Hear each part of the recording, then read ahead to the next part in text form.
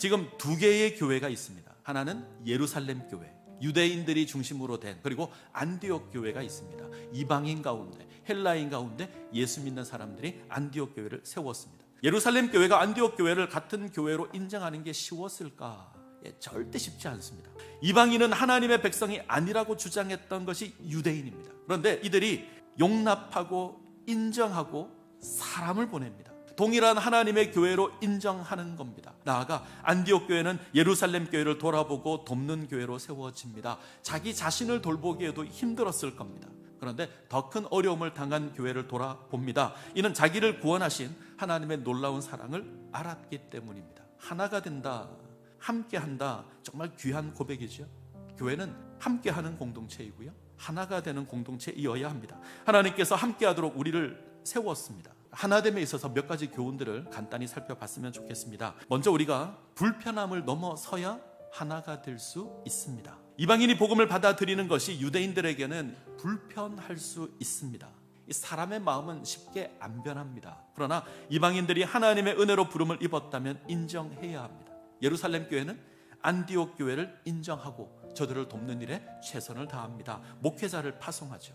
저들의 믿음을 세우도록 돕는 겁니다. 자, 두 번째, 하나가 될 때 더 큰 사역을 할 수 있습니다. 자, 바나바는 안디옥에 일어난 놀라운 역사를 보고 그들을 권면하고 가르치는데 숫자가 더 늘어나죠. 사울을 데리고 와서 함께 합니다. 자, 이 일을 계기로 사울이 교회 역사 중심에 등장을 합니다. 바나바와 바울이 함께 사역함으로 더 큰 무리를 가르칠 수 있습니다. 자, 그리고 세 번째, 하나가 되었다면 어려움을 함께 나누어야 합니다.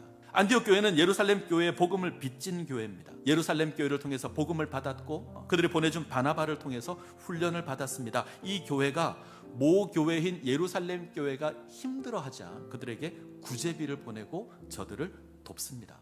자기 형편을 돌아보는 것보다 다른 사람을 먼저 돕는 겁니다. 이것으로 형제 교회인 것을 확인하는 겁니다. 자, 마지막으로 한 가지만 더 확인을 하죠. 이 두 교회가 하나 되는 일에 중심적인 역할을 하는 사람이 하나가 있습니다. 바나바입니다. 바나바는 착한 사람이요 성령과 믿음이 충만한 사람이라 이에 큰 무리가 죽게 더하여 지더라. 착한 사람. 어떤 사람이 착한 사람이죠? 바나바는 포용력의 사람입니다. 인정하고 용납하는 사람입니다. 편견이 없는 사람입니다. 이방인들이 복음을 받아들였다라고 할 때 그들에게 임한 하나님의 은혜를 먼저 봅니다.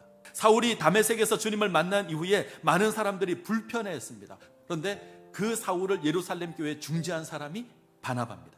우리에게 소개되는 착한 사람은 이런 사람입니다. 배척하고 경계하고 무시하는 사람이 아니라 편견을 버리고 포용하고 인정하고 용납하고, 그래서 예루살렘 교회와 안디옥 교회를 하나 되게 만듭니다. 이 바나바가 되십시오. 착한 사람이 되십시오. 용납하고 포용하고 인정하는 사람이 되십시오. 그때 교회가 하나 될 수 있습니다. 이 바나바의 모습 가운데 세워지시기를 간절히 소원합니다.